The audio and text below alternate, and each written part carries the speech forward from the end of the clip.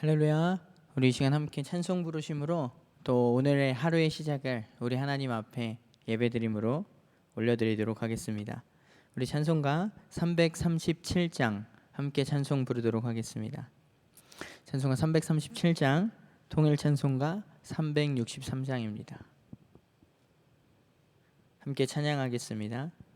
내 모든 시험 무거운 짐을 주 예수 앞에 아뢰이면 근심에 쌓인 날 돌아보사 내 근심 모두 맡으시네. 무거운 짐을 나 홀로 지고 견디다 못해 쓰러질 때 불쌍히 여겨 구원해 주리. 은혜의 주님 오직 예수. 내 모든 괴로움 닥치는 환난 주 예수 앞에 아뢰이면 주께서 친히 날 구해 주사 넓으신 사랑 베푸시네. 무거운 짐을 나 홀로 지고 견디다 못해 쓰러질 때 불쌍히 여겨 구원해 주리. 은혜의 주님 오직 예수. 내 짐이 점점 무거워질 때 주 예수 앞에 아뢰이면 주께서 친히 날 구해 주사 내 대신 짐을 져주시네. 무거운 짐을 나 홀로 지고 견디다 못해 쓰러질 때 불쌍히 여겨 구원해 주리. 은혜의 주님 오직 예수. 마음의 시험 무서운 죄를 주 예수 앞에 아뢰이면 예수는 나의 능력이 되사 세상을 이길 힘 주시네. 무거운 짐을 나 홀로 지고 견디다 못해 쓰러질 때 불쌍히 여겨 구원해 주리. 은혜의 주님 오직 예수. 아멘. 우리 이 시간 함께 기도하도록 하겠습니다. 함께 기도하겠습니다. 사랑의 하나님 감사합니다.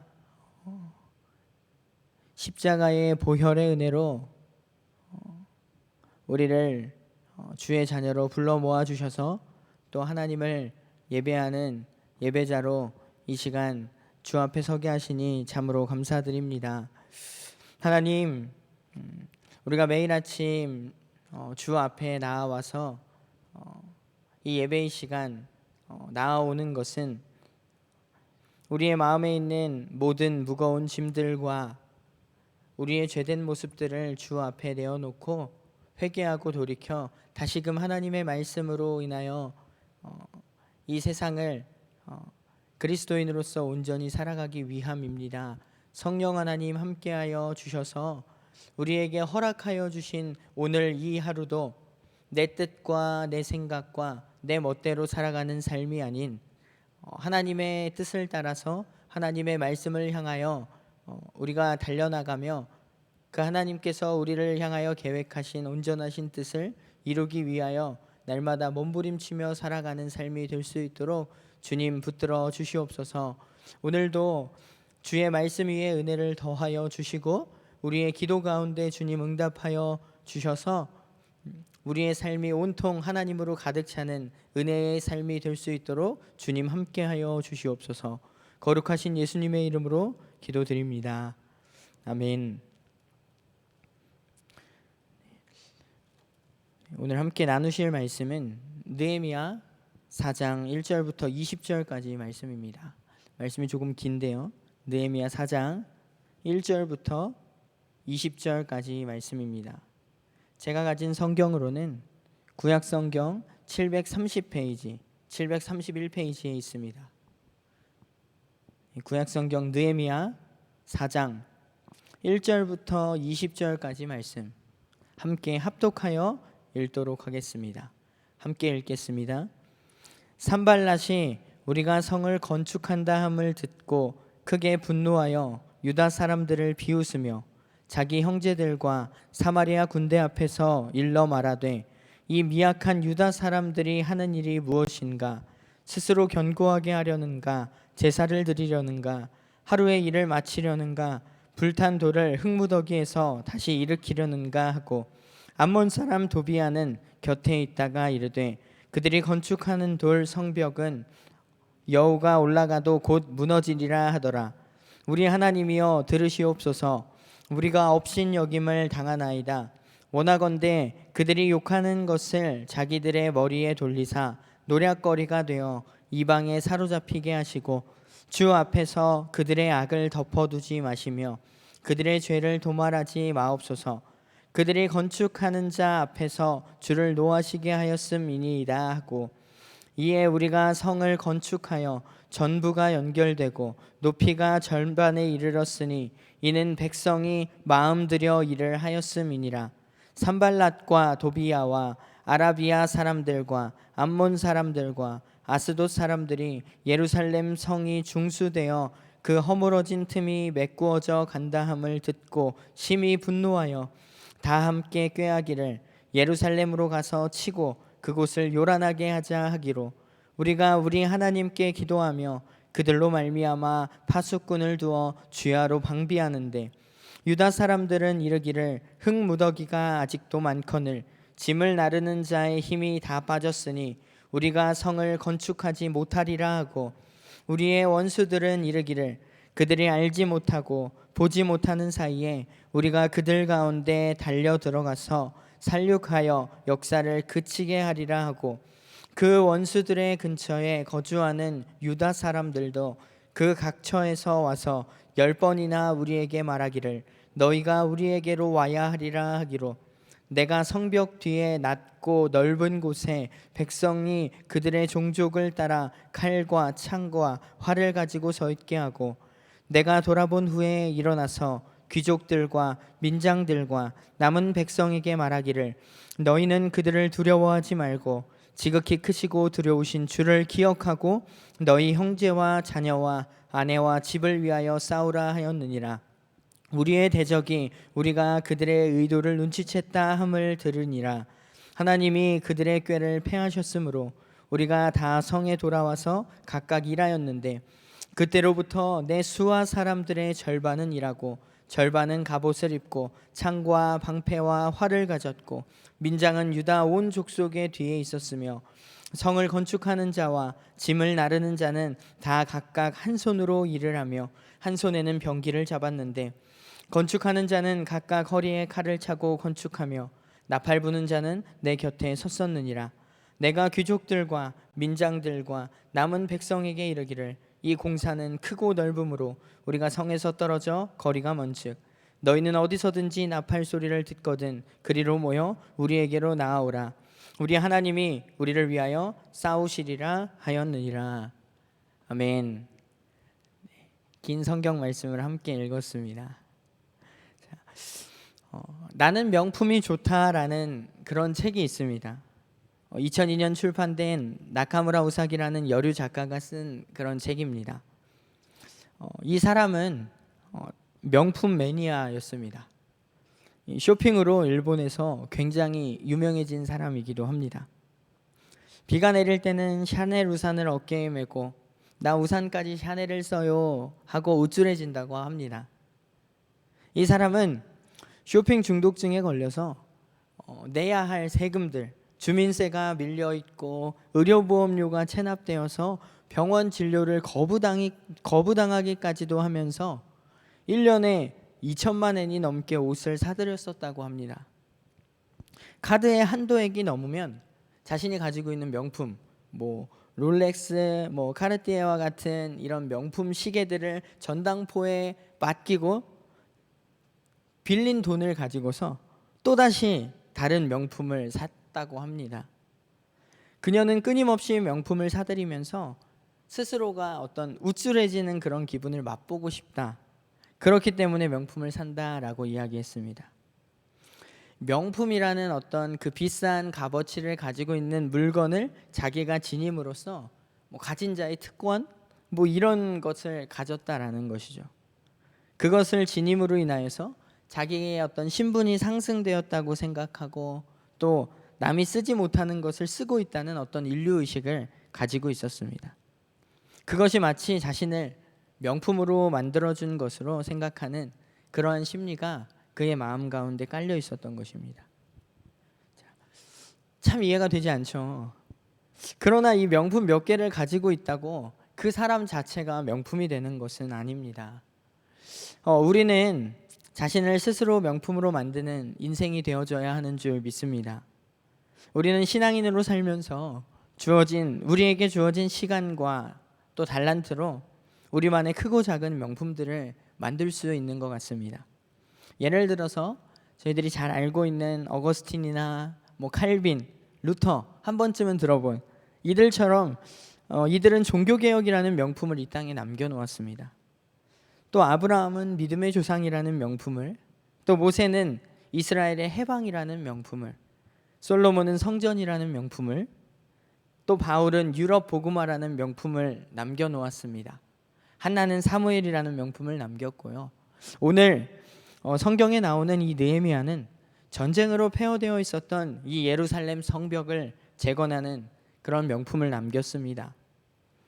우리가 어떻게 우리의 주어진 인생 속에서 그리스도인으로서 믿음의 사람으로서 스스로 자신만의 명품을 만들어 나갈 수 있을까요? 오늘 본문 말씀을 통하여서 하나님께서 주시는 그러한 지혜를 함께 나누어 보고자 합니다. 오늘 본문 말씀을 살펴보면 느헤미야는 여러 가지 가진 방해에도 불구하고 그것을 극복하면서 그의 삶의 신앙의 여정에 명품 예루살렘 성벽을 재건하는 그런 장면이 나와 있습니다. 느헤미야가 이 성벽을 건축하는 과정에 있어서 모든 사람들이 다 박수를 쳐주면서 환영해 주지는 않았습니다. 모든 일이 그렇지만 어떤 일을 할 때는 항상 반대의 세력이 있기 마련입니다. 이스라엘의 예루살렘 성벽 재건 운동에 대하여서 처음부터 반대를 하고 방해를 했었던 이 산발랏이 계속적으로 느헤미야가 이 성벽 복원 작업을 계속해서 감행하자, 자신이 아무리 방해해도 계속해서 이 성벽 재건을 계속 실행하자 어떻게 했을까요? 하나님을 사랑하며 인생 일대의 신앙적 명품을 만들려고 하는 이 느헤미야에게 두 가지 난관이 다가옵니다. 외적인 장애물과 바로 내적인 장애물입니다. 첫 번째 난관은 외부적인 난관입니다. 외적인 장애물에 부딪히게 됩니다. 자, 1절 말씀을 저희가 함께 살펴보면 산발랏이 크게 분노합니다. 이미 산발랏이라는 사람은 느헤미야가 예루살렘 성벽의 재건 이것을 발표하자, 예루살렘 성벽을 다시 세우겠다라는 계획을 발표하자 말도 안 된다, 이건 무모한 일이다 라고 조롱하였고, 이 성벽을 재건한다는 것은 이 페르시아 제국에 대한 반역행위다 라고 위협을 했었던 그런 경험이 있습니다. 그런데도 아무리 자기가 그렇게 조롱을 하고 협박을 해도 통하지가 않고 계속해서 이 느헤미야가 성벽 재건 이 사업을 감행하자 크게 분노하였던 이 산발랏은 또 다른 방해 계획을 세웁니다. 왜 그러냐 하면 유다 지역까지 자신의 영향력을 좀 확산시켜 보려고, 자신의 세력을 넓혀 보려고 했었던 자신의 그 어떤 의도와 계획이 좌절되어져 버렸기 때문입니다. 그래서 어떻게 하냐면 또 다른 계획을 세우죠. 분노는 입술이나 말이나 행동으로 표현되기 마련입니다. 느헤미야의 사역을 비난하고 또 유다 사람들을 비웃고 또 심지어는 뒤로 가서 보면은 이들을 살해하려는 음모를 꾸미기까지도 합니다. 그런데 오늘 나오는 이 비웃음의 내용은 무엇이었을까요? 자, 우리 2절 말씀을 함께 읽어보도록 하겠습니다. 4장 2절 말씀 다시 한번 함께 읽어보겠습니다. 함께 읽겠습니다. 자기 형제들과 사마리아 군대 앞에서 일러 말하되 이 미약한 유다 사람들이 하려는 일이 무엇인가? 스스로 견고하게 하려는가? 제사를 드리려는가? 하루의 일을 마치려는가? 불탄 돌을 흙무더기에서 다시 일으키려는가 하고, 권력을 가지고 있었던 자기 친형제들과 사마리아 군인들이 듣는 그런 장소 가운데서 공개적으로 조롱하고 비웃고 있습니다. 힘도 없는 유다인들이 어떻게 성을 쌓겠냐, 말도 안 된다. 불타버린 돌무더기 속에서, 그 흙무더기 속에서 다시 꺼내어서 그 돌들을 쓸 수 있겠느냐, 말도 안 된다라고 지금 빈정거리고 있는 것입니다. 사실 지금 이 유다 사람들, 이 이스라엘 사람들은 성벽 재건을 할 만한 어떤 힘이 있는 그런 사람들은 아니었습니다. 조금 전에 포로에서 돌아온 그런 사람들입니다. 숫자도 얼마 되지 않았습니다. 게다가 이 방해자들은 현실적인 이 상황을 냉철하게 볼 수 있었던 것입니다. 그러나 현실을 아주 냉철하게 바라볼 수는 있었지만 정작 그들과 함께 하시는 하나님의 능력은 보지 못합니다. 골리앗을 무너뜨리는데 작은 이 물매와 돌을 사용하신 하나님을 보지 못하는 것입니다. 그런데 사탄의 전략이 그 정도로 끝나는 것이 아닙니다. 조롱과 독설로 끝내지 않습니다. 집요하게 계속해서 방해를 합니다. 우리 7절 말씀 한 번 더 같이 읽어보도록 하겠습니다. 7절 함께 읽겠습니다. 산발랏과 도비야와 아라비아 사람들이 암몬 사람들과 아스돗 사람들이 예루살렘 성이 중수되어 그 허물어진 틈이 메꾸어져 한다 함을 듣고 심히 분노하여. 자, 반대 세력이 점점 많아집니다. 연합 전선을 막 구축하고요. 산발랏과 도비야와 아라비아 사람들과 암몬 사람들과 아스돗 사람들이 예루살렘 성벽이 건축된다는 소식을 듣고 어떻게 합니까? 심히 분노합니다. 사방에서 포위를 합니다.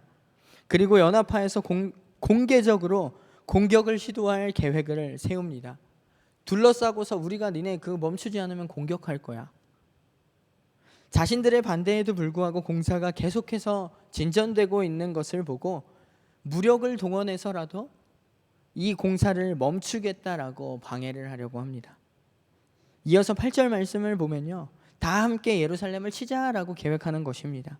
한꺼번에 예루살렘으로 올라와서 성을 치기로 함께 모의하여서 유다 사람들을 혼란에 빠뜨려 버리겠다라는 것입니다. 결정적인 손상을 입혀서 결국은 성벽 재건을 꿈도 못 꾸게 만들어 버리겠다, 무산시키겠다, 실제적인 위협을 가했던 것이죠. 이것이 바로 느헤미야가 예루살렘 성벽을 건축하는데 첫 번째 넘어야 할 외적인 장애물이었습니다. 자, 이어서 또 느헤미야가 겪는 두 번째 어려움은요, 내적인 장애물이었습니다. 이러한 적들의 음모를 들은 이스라엘 백성들은 어떻게 했을까요? 여러 민족들이 함께 합심하여서 성벽 재건을 하고 있는 우리를 둘러싸고 우리를 공격하려고 한다, 이 소식을 들었을 때 백성들의 마음이 어땠을까요? 10절 말씀 함께 읽도록 하겠습니다. 함께 읽겠습니다. 유다 사람들은 이르기를 흙무더기가 아직도 많거늘 짐을 나르는 자의 힘이 다 빠졌으니 우리가 성을 건축하지 못하리라 하고, 사기를 완전히 저하시키는 어떤 그런 절망적인 노래가 퍼진 것입니다. 대적들의 이 행동은 유다 백성들의 마음을 낙담시키기에 충분했습니다. 흙더미는 아직도 산더미 같은데 나는 힘이 다 빠졌으니 우리 힘으로는 이 성벽을 다 쌓지 못하리라. 원수들이 쥐도 새도 모르게 쳐들어와서 우리를 죽여서 일을 못하게 하려고 계획하고 있다라는 이런 소문이 삽시간에 퍼진 것입니다. 어떤 일을 하는데 그 일을 바라보는 마음의 자세가 굉장히 중요합니다. 그런데 지금 이스라엘 백성들은 마음이 위축되어 버렸고 사기가 꺾여 버렸습니다. 마음이 위축되면 해야 할 일은 엄청 크게 보이고 자신은 스스로 작게 보이게 됩니다. 이스라엘 백성이 가데스 바네아에서 가나안 땅을 바라볼 때도 그랬습니다. 12명의 정탐꾼 이야기 우리가 모두 잘 알고 있죠. 적들은 거인처럼 커 보이고 자신들은 메뚜기처럼 작게 보였었습니다. 골리앗 앞에 선 이스라엘 사람들의 마음도 그랬습니다. 이런 생각들이 생기기 시작하면 사실 희망은 사라지고 소망은 꽁꽁 얼어붙어 버립니다. 하나님이 주신 자신의 달란트를 땅에 묻어버리게 됩니다. 오늘 성경을 보니까 자신들을 향하여서 힘이 쇠하였다라고 했습니다. 이미 기운이 빠져버린 것입니다. 끝내는 우리가 성을 건축하지 못하리라 라고 이야기합니다. 적들이 자신들을 사륙할 것이라고 두려워하기까지 합니다. 그리고 백성들 간에 분열이 생깁니다. 정작 일을 해야 할 사람들이 이런 상태가 되면 성벽을 건축할 수가 있을까요? 성벽 재건이 매우 위협을 받고 있었습니다. 더 이상 감행하기가 어려운 것입니다. 내부에서 문제가 생겼습니다. 이것이 느헤미야가 넘어야 할 두 번째 장애물이었습니다. 느헤미야는 이 외적인 세력들의 방해와 내부에서 일어난 그 두려움들, 백성들의 그 두려운 마음들, 이 두 가지 장애물들을 어떻게 믿음으로 뛰어넘어서 그의 일생에 위대한 명품을 남겨놓았을까요? 말씀을 통해서 한 세 가지 정도로 접근해 보려 합니다. 먼저 첫 번째로는요, 집요하게 방해하는 사람들을 어떻게 극복하느냐 하는 것이었습니다. 사실 누군가 자신을 비난할 때 자신을 비난하고 조롱하는 사람들에게 느헤미야도 똑같이 조롱하고 비난하면서 그렇게 대항할 수도 있었을 것입니다.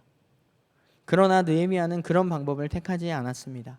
4절 말씀을 보면요, 우리가 너무나도 잘 알 수 있듯이 느헤미야는 하나님께 솔직하게 자신의 감정을 다 표현합니다. 하나님, 우리가 업신여김을 당하고 있습니다. 하소연하고 있습니다.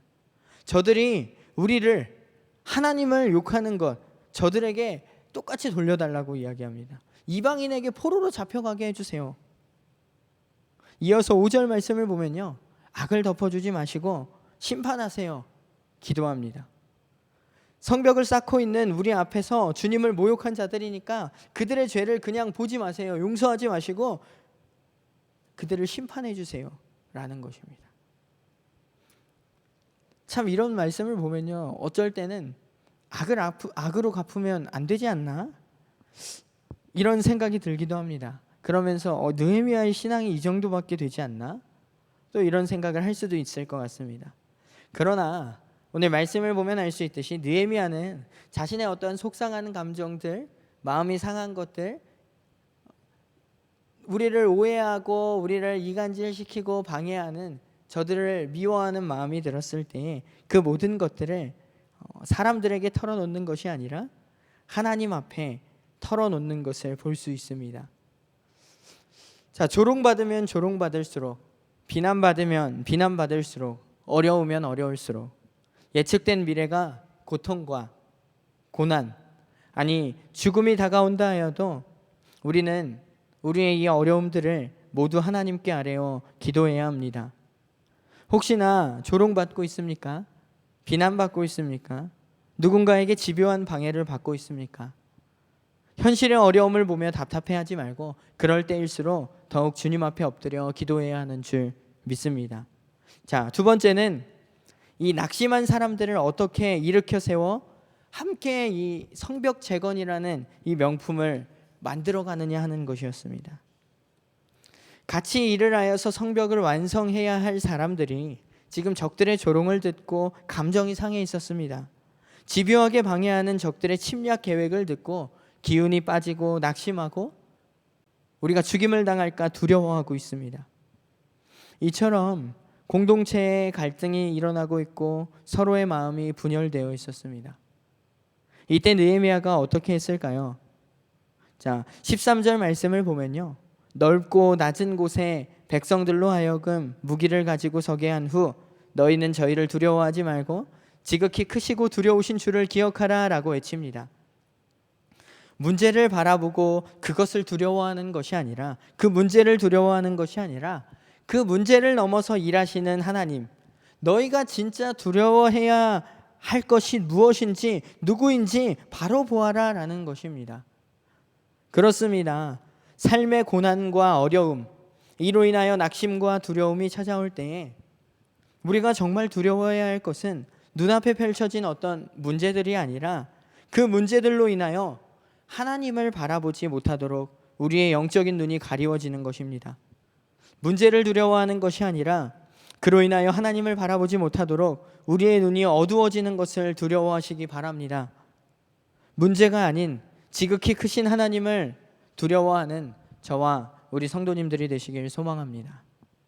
자, 마지막 세 번째는요, 이 외적인 장애물과 이 내적인 장애물들이 겹쳐서 어려움을 당할 때에 이 신앙의 명품을 만들고자 하는 당사자 느헤미야에게 맡겨진 사명, 그 일에 대한 태도입니다.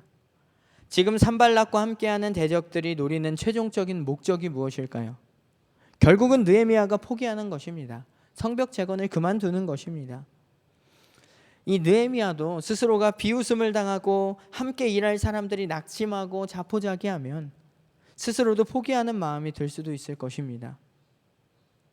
페르시아의 영광을 다 버리고 그 왕 옆에서 술 맡은 관원장으로서의 어떤 권력과 가장 누릴 수 있는 모든 것들을 다 누렸었던 그 영광을 다 버리고 민족을 위해서, 하나님의 뜻을 성취하기 위해서 예루살렘 땅으로 향하여 왔는데 지금 외적으로 또 내적으로 장애물들이 앞을 가로막고 있습니다.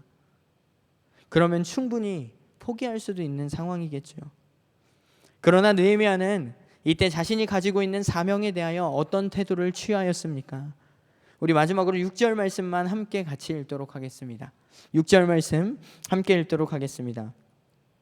이에 우리가 성을 건축하여 전부가 연결되고 높이가 절반에 이르렀으니 이는 백성의 마음이 드려 일을 하였음이니라. 아멘.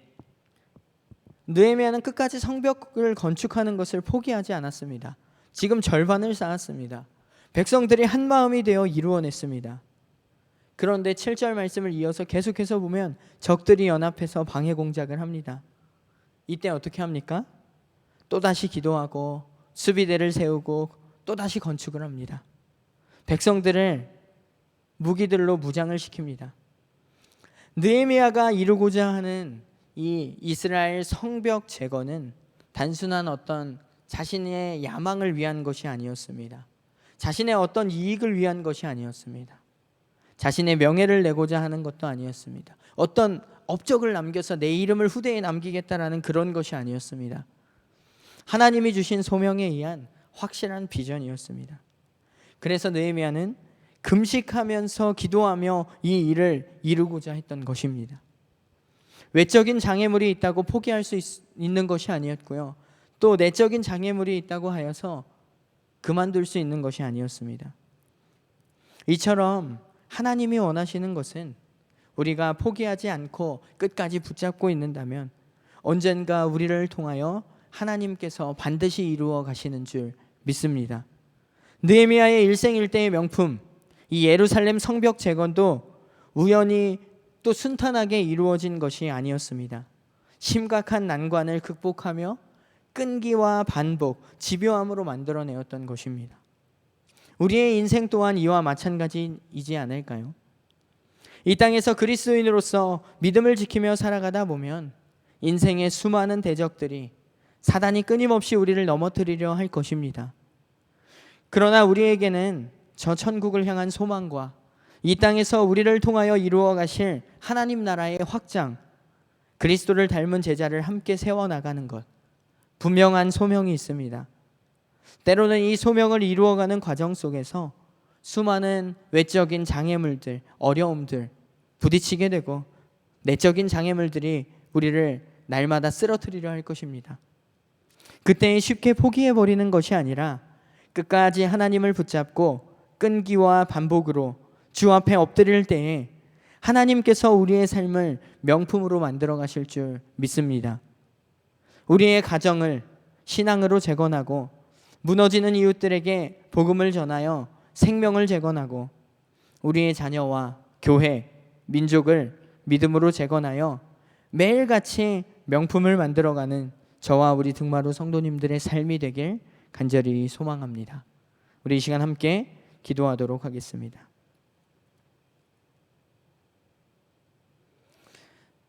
사랑의 하나님, 감사합니다. 오늘도 주의 말씀을 통하여서 우리가 함께 은혜를 나누게 하시니 감사합니다. 하나님, 오늘 말씀을 보니 하나님께서 주신 그 소명을 이루어가는 과정 속에서 느헤미야에게 참 많은 어려움이 찾아옵니다.